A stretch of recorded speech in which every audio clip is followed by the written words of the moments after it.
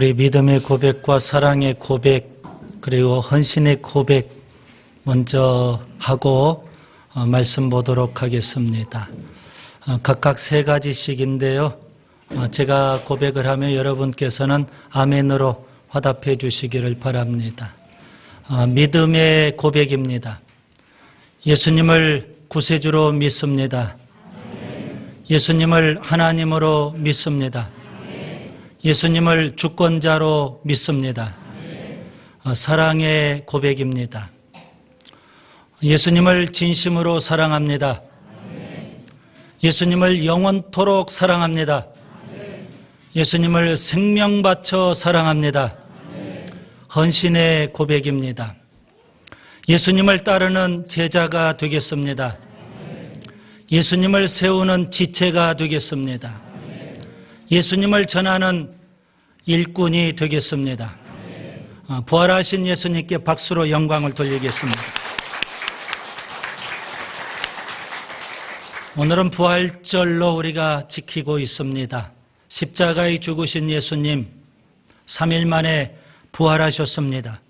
바울은 예수님의 십자가의 죽음과 부활을 복음으로 전했습니다. 여러분, 우리가 복음이라는 건 뭘까요? 복된 소식, 기쁜 소식인데 이것은 두 가지 내용이 꼭 포함이 되어야 합니다. 하나는 예수님께서 우리 죄를 지고 십자가에 죽으셨다는 사실이고, 또 하나는 사망 권세를 이기고 예수님께서 3일 만에 부활하셨다는 사실, 이 두 가지 사실이 포함이 되어야 진정한 복음이라고 말씀드릴 수 있겠습니다. 십자가에 죽으신 예수님, 역사적 사실이기 때문에 많은 사람들이 받아들일 수 있습니다.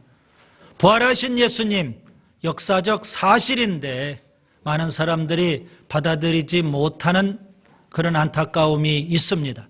심지어 예배당 안에 있는 사람들 가운데서도 예수님의 부활을 믿지 못하는 사람들이 의외로 많습니다.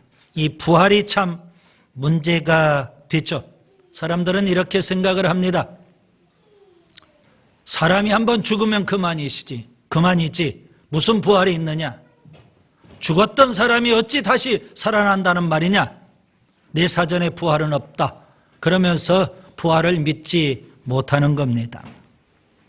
그런데 성경은 우리로 하여금 부활을 믿을 수 있는 증거들을 주셨습니다. 상식적으로도 부활을 믿을 수가 없을 겁니다.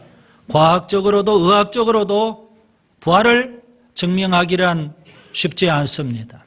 그런데 성경은 예수님의 부활에 대해서 아주 명확하게 선명하게 말씀하고 있고요. 우리가 성경을 통해서 예수님이 부활하셨다는 사실을 분명 믿을 수 있습니다. 세 가지 증거를 가장 기본적으로 우리가 살펴볼 수 있습니다. 첫째, 예수님께서 친히 십자가에 죽으실 것과 3일 만에 부활하실 것을 예언하셨기 때문입니다. 그렇기 때문에 우리는 예수님의 말씀에 근거해서 부활을 믿을 수 있는 겁니다. 복음서를 자세히 살펴보면 예수님께서 최소한 3번 이상 십자가에 죽으실 것과 부활하실 것을 예언하셨습니다. 마태복음 20장 18절과 19절에 보면 보라, 우리가 예루살렘에 올라가노니 인자가 대제사장들과 서기관들에게 넘겨지매 그들이 죽이기로 결의하고 이방인들에게 넘겨주어 그를 조롱하고 채찍질하며 십자가에 못 박게 할 것이나 제3일에 살아나리라. 주님께서 분명 당신이 어떻게 죽으실 것, 곧 채찍질 당하고 십자가에 죽으실 것을 예언하셨습니다. 그리고 3일 만에 부활하실 것도 구체적으로 주님이 예언하셨어요. 그리고 주님은 그 말씀 그대로 십자가에 죽으셨지만 부활하신 줄 믿습니다. 그 다음에 두 번째 성경에 또 증거가 있습니다. 예수님의 무덤이 빈 무덤이라는 사실입니다. 오늘 요한복음 20장을 펴놓고 계시는데요, 1절부터 10절은 예수님의 무덤이 빈 무덤이라는 것을 말씀해 주고 있습니다. 왜 빈 무덤이 그렇게 중요할까요? 예수님께서 십자가에 죽으셨을 때 아리마대 요셉은 빌라도 총독에게 요청을 했습니다. 예수님의 시신을 달라는 겁니다. 장례식을 치르겠다는 거죠. 빌라도 총독의 허락을 받아서 아리마대 요셉은 예수님의 시신을 수습했고 자기 자신의 무덤에 예수님의 시신을 안치했습니다. 장례식을 치루었던 겁니다. 그 사실을 지켜봤던 유대 교권자들도 빌라도 총독에게 가서 요청을 합니다. 그들은 일찍이 예수님께서 공생의 기간 동안 하셨던 말씀을 기억하고 있었습니다. 내가 3일 만에 살아나리라. 그 예수님의 말씀을 그들은 기억하고 있었어요. 그런데 염려가 됐습니다. 혹시 예수님의 제자들이 저 무덤 속에 있는 예수님의 시신을 몰래 빼돌리고 사람들 앞에 예수님 부활하셨다, 그렇게 속일까 염려가 됐던 겁니다. 그래서 빌라도 총독에게 요청을 했어요. 예수님의 무덤을 지키자는 겁니다. 빌라도 총독의 허락을 받고 그들은 예수님의 무덤을 임봉했습니다. 그리고 성전 경비대를 동원해서 철저히 무덤을 지켰던 겁니다. 예수님의 제자들이 예수님의 시신을 훔쳐가지 못하도록 그렇게 철저히 지켰어요. 그런데 오늘 본문에 보니까 예수님의 무덤이 빈 무덤이 되고 말았던 겁니다. 안식 후 첫날은 일요일을 가리킵니다. 유대인들에게 안식일은 토요일 있죠. 그래서 안식 후 첫날 막달라 마리아가 예수님의 무덤을 찾아갔습니다. 그런데 어찌된 일인지 예수님의 무덤 문을 막고 있던 돌이 옮겨졌습니다. 그리고 그 안에 예수님의 시신이 사라져 버린 겁니다. 그래서 그는 급히 예수님의 제자들에게로 찾아갔어요. 예수님의 시신이 사라졌다는 겁니다. 그 말을 들었던 베드로와 요한이 급히 예수님의 무덤으로 달려왔어요. 요한이 먼저 달려왔고요, 뒤따라 달려왔던 베드로가 무덤 속까지 들어가 봤습니다. 예수님의 시신은 사라졌고 예수님의 시신을 감쌌던 수건과 세마포가 잘 정돈되어 있었던 겁니다. 빈 무덤을 말씀해 주고 있는 거예요. 여러분, 이 빈 무덤이 그렇게 유대 교권자들이 철저히 경비대를 동원해서 지켰는데도 불구하고 임봉 처리까지 했는데도 불구하고 빈 무덤이 됐다는 것을 어떻게 설명할 수 있을까요? 달리 설명할 길이 없습니다. 예수님께서 부활하셨다는 사실입니다. 그 다음에 세 번째, 우리가 예수님의 부활을 믿을 수 있는 성경의 증거가 있습니다. 오늘 본문 11절부터 29절까지 예수님의 부활을 목격한 증인들이 있다는 사실입니다. 여러분, 상식적으로 우리가 부활을 믿을 수 없다 할지라도, 의학적으로 과학적으로 부활을 증명할 수 없다 할지라도 부활하신 예수님을 목격한 증인들이 한 명도 아니고 많은 사람들이 목격했다는 사실입니다. 그래서 오늘 본문에는 부활을 목격한 세 부류의 사람들을 말씀하고 있어요. 11절부터 18절까지 막달라 마리아가 부활하신 예수님을 목격했고요. 그 다음에 19절부터 23절에 보면 예수님의 10명의 제자들이 동시에 그들이 부활하신 예수님을 목격했고요. 그리고 24절부터 29절까지 보면 도마가 부활하신 예수님을 목격했습니다. 이렇게 목격한 증인들이 있기 때문에 우리들은 예수님의 부활을 믿을 수 있는 겁니다. 이제 오늘 본문을 좀 더 자세하게 살펴보려고 합니다. 먼저 11절부터 18절까지 막달라 마리아가 부활하신 예수님을 목격한 사실을 보세요. 마리아는 본래 7 귀신이 들렸던 여자였습니다. 비참한 인생을 살았겠죠. 귀신 들렸으니까 그의 삶이 순탄하고 평안할 수는 없을 겁니다. 지옥 같은 삶을 살았어요. 그런데 어느 날 예수님을 만나게 됐고 귀신이 떠나게 됐어요. 그의 인생에 놀라운 변화가 일어나게 됐어요. 지옥은 사라지고 천국이 임하게 됐어요. 너무 엄청난 은혜를 체험한 거예요. 그래서 막달라 마리아는 그 은혜가 너무 커서 공생의 사역을 하신 예수님을 그냥 지극정성으로 뒷바라지 했던 겁니다. 그런 예수님께서 끝내 십자가에 죽으실 때 그 십자가의 길을 눈물로 막달라 마리아가 따라갑니다. 예수님께서 십자가에 못 박히셨을 때 그 십자가 밑에서 눈물로 안타까워했어요. 그리고 누구보다도 예수님의 무덤을 맨 먼저 찾아간 여자가 바로 막달라 마리아였어요. 예수님으로부터 받은 은혜가 너무 많았기 때문에, 그리고 예수님께서 십자가에 죽으신 것이 너무 안타까워서 눈물로 그렇게 예수님 무덤까지도 찾아가게 된 겁니다. 그녀가 예수님 무덤을 찾아갔을 때 물론 예수님에 대한 생각으로 꽉 차 있었겠죠.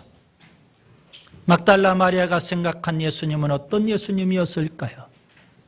십자가에 이미 죽으신 예수님, 무덤에 이미 묻히신 예수님, 세마포에 칭칭 이미 감겨 누워있는 예수님, 죽은 예수님만 생각하고 그게 안타까워서 예수님 무덤가에 가서 눈물을 흘리고 있었어요. 여러분, 마리아의 눈물은 사랑의 눈물 아니겠습니까? 그 눈물이 마리아의 눈을 밝게 해줬어요. 그래서 그가 무덤가에서 천사를 보게 돼요. 그리고 그녀 뒤에 계셨던 예수님도 볼 수 있게 됐어요. 막달라 마리아가 부활하신 예수님을 최초로 목격한 사람이 됐어요. 그리고 예수님의 음성도 듣게 돼요. 17절에 예수님이 하신 말씀도 들어요. 그래서 그는 급히 예수님의 제자들에게로 달려갑니다. 그리고 그가 외쳤어요. 뭐라고 외쳤을까요? 본문 18절에 보시면 내가 주를 보았다.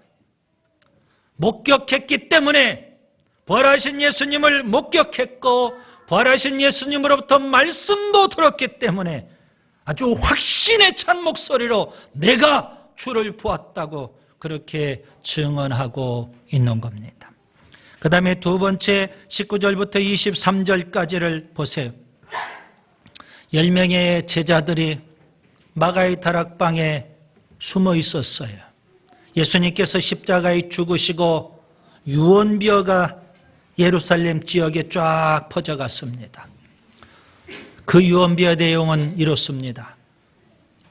예수님만 죽일 것이 아니라 그의 일당들, 제자들까지 다 잡아서 죽이자. 그런 유언비어가 퍼졌던 거예요. 예수님의 제자들은 그 유언비어 때문에 두려움이 엄습해왔어요. 예수님을 죽이기 위해서 폭도로 돌변했던 유대인들, 바라바는 살리고 예수는 십자가에 못 박으라고 빌라도 총독에게 그렇게 아우성을 쳤잖아요. 결국 빌라도 총독도 폭도와 같았던 그 유대인들에게 굴복하고 죄 없으신 예수님인 걸 뻔히 알면서도 예수님에게 십자가형을 언도한 거 아니겠습니까? 그런 유대인들이 이제 제자들마저도 다 죽이겠다고 저렇게 날뛴다는 겁니다. 얼마나 두렵겠습니까? 유대인들, 사람들이 두려워요. 세상이 두려워요. 게다가 예수님의 죽음은 평안한 죽음이 아니었잖아요. 너무나도 비참한 죽음이에요. 사람이 감당할 수 없는 너무 처참한 죽음을 당하신 것을 제자들이 다 봤잖아요. 죽음이 두려운 거예요. 그래서 제자들은 마가의 다락방에 문을 걸어 잠그고 두려움 속에 숨어 있었어요. 그때 부활하신 예수님께서 제자들에게 나타나셨어요. 주일, 부활주일, 저녁 무렵에 제자들에게 나타나신 거예요. 그때까지만 해도 제자들은요, 물론 막달라 마리아를 통해서 예수님 부활하셨다는 소식을 듣기는 했지만 혼란스러웠어요. 도대체 부활이라는 게 뭐냐 이거예요. 예수님이 부활하셨다니 이게 도대체 뭐냐. 예수님 무덤은 빈 무덤이고 예수님 시신은 어디로 사라져버리고 두려움이 엄습해오고 또 마음에 혼란이 가중이 되고 있었어요. 그런 제자들에게 부활하신 주님이 나타나셨어요. 제자들은 그 순간 부활하신 주님을 목격하게 된 줄 믿습니다. 부활하신 주님께서 제자들에게 5가지를 주셨어요. 19절에 보면 죽음과 세상에 대한 두려움에 떨고 있었던 제자들에게 하늘의 평강을 주셨어요. 20절에 보면 부활을 믿지 못하는 제자들에게 손과 옆구리를 보여주시면서 부활을 믿을 수 있는 증거들을 주셨어요.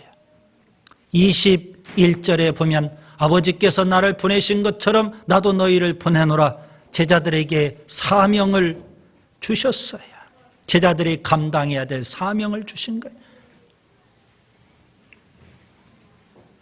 그 다음에 22절에 보면 4번째, 그 사명을 충성스럽게 감당할 수 있도록 성령을 주셨어요. 성령을 받으라. 그리고 5번째 23절에 죄사함의 복음을 주셨어요. 너희가 누구의 죄든지 사하면 사하여질 것이요 누구의 죄든지 그대로 두면 그대로 있으리라. 죄사함의 복음까지도 주님께서 제자들에게 주셨어요. 여러분, 2번째 단락에서 우리에게 주는 교훈은 뭘까요? 제자들도 부활을 믿을 수 없었지만 그 부활하신 예수님을 직접 목격하게 됐다는 사실입니다. 그 다음에 3번째 단락을 보세요. 24절부터 29절까지 도마가 부활하신 예수님을 목격한 장면을 볼 수 있습니다. 여러분, 10명의 제자들은 부활주일 저녁에 부활하신 주님을 목격하게 됐어요. 그때 도마라는 사람이 그 자리에 없었어요. 은혜의 자리, 축복의 자리에 없는 사람이 꼭 나중에 엉뚱한 소리를 합니다. 여러분, 8일 동안 26절에 보면 여드레를 지나서 그랬어요. 8일 동안 10명의 제자들과 도마 사이에 부활 문제로 논쟁이 벌어졌습니다. 10명의 제자들은 예수님 부활하셨다는 거예요. 우리가 봤다 이렇게 주장을 해요. 도마는 믿을 수 없다는 거예요. 어떻게 부활이 있느냐 이거예요. 심각하게 제자들 사이에 논쟁이 벌어졌어요. 누가 이겼을까요? 10명의 제자들이 이겼을까요? 도마가 이겼을까요? 제 생각에는 도마가 이겼을 거예요. 왜 그랬을까요? 우리가 흔히 여러분 토론이나 혹은 어떤 의견을 서로 나눌 때 보면 무식한 사람이 용감해가지고요 큰 소리를 쳐요. 무식한 사람이 소신 있게 발언하면 감당이 안 돼요. 아무리 사실을 얘기하고 증거를 얘기해도 아니라는 거예요. 목소리 키우면서 부인해버려요. 여러분, 도마가 뭐라고 했을까요? 25절에 보면 내가 그의 손의 못자국을 보며 내 손가락을 그 못자국에 넣으며 내 손을 그 옆구리에 넣어보지 않고는 믿지 아니하겠노라. 믿지 못하겠다는 것도 아니고 믿지 않겠다고 목소리를 키워요. 그러니 10명의 제자들이 부활하신 예수님을 목격했음에도 불구하고 이 도마 한 사람을 이길 수가 없는 거예요. 그래서 급기야 여드레가 지난 다음에 예수님께서 친히 오셨어요. 그리고 예수님이 도마를 상대하셔요. 부활하신 예수님이 직접 도마에게 말씀하세요. 내 손가락을 이리 내밀어 내 손을 보고. 예수님의 손은 십자가에서 못 박힌 손이에요. 내 손을 내밀어 내 옆구리에 넣어보라. 예수님의 그 옆구리는 창에 찔린 옆구리였어요. 주님께서 직접 손과 옆구리를 도마에게 보여주시는 거예요. 여러분, 손에 나 있는 못자국, 옆구리에 나 있는 창자국, 무엇을 의미할까요? 십자가에 죽으신 예수님. 그 예수님이 죽으셨는데 지금 도마 앞에 나타나지 않았습니까? 도마는 부활하신 예수님을 직접 목격하게 돼요. 예수님께서 도마에게 말씀하십니다. 믿음 없는 자가 되지 말고 믿는 자가 되라. 믿음 없는 자가 되지 말고 믿는 자가 되라. 도마가 그 부활하신 예수님 앞에 거꾸로 졌어요. 나의 주님이시오 나의 하나님이십니다. 이렇게 그가 고백하지 않을 수 없어요.